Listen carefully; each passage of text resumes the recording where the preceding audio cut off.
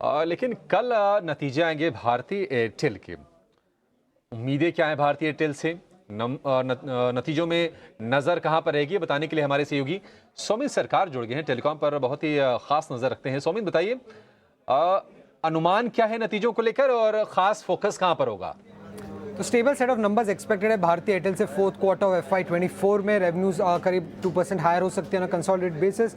EBITDA करीब 3% higher हो सकती है। नेट प्रॉफिट में अगर आप देखें तो करीब 34% की सिक्वेंशियल बेसिस पे जंप आने की एक्सपेक्टेशंस है। अब ये तो रही एक्सपेक्टेशंस, बट कुछ ही दिन पहले कंपनी की सब्सिडरी जो है एयरटेल अफ्रीका, उन्होंने नंबर्स रिपोर्ट किए थे और उनके नंबर्स अनुमान से थोड़े खराब आए थे, क्योंकि नायरा जो करेंसी है वहाँ की, उसमें डिवैल्यूएशन हुआ था डॉलर के सामने, और इसी कारण जो नंबर्स थे वो थोड़े वीकी साइड पे थे। तो शायद जो कंसोलिडेटेड नंबर्स है एयरटेल के, वो भी थोड़े खराब आने की एक्सपेक्टेशंस अब एक्चुअली स्ट्रीट ने बिल्ड करना शुरू कर दी है। बट एयरटेल के नंबर्स आने पे सबसे ज़्यादा फोकस रहता है इंडिया मोबाइल बिजनेस के परफॉर्मेंस पे, और वहाँ पे अगर आप देखेंगे तो इंडिया मोबाइल रेवेन्यू और एबिटा जो है उसमें करीब 2% की ग्रोथ एक्सपेक्टेशंस है। और ये जो ग्रोथ है ये प्योरली हायर सब्सक्राइबर बेस और हायर आरपू की वजह से है। अब आरपू सिक्वेंशियली अगर आप देखेंगे तो 1% से ग्रो कर सकती है, क्योंकि हमें continuously 2G to 4G subscriber churn देखते मिला है, और इसी कारण आरपू नंबर है वो करीब 1% से बढ़ सकता है। उसके अलावा जो बाकी बिजनेसेस हैं मोबाइल में, अगर इंडिया में अगर आप देखेंगे,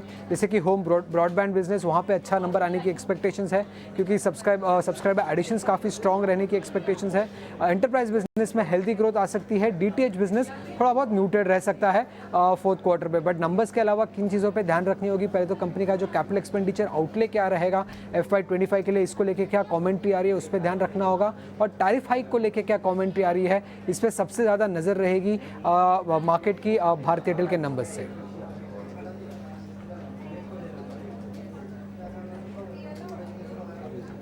ठीक है, तो ये भारतीय एयरटेल के नंबर।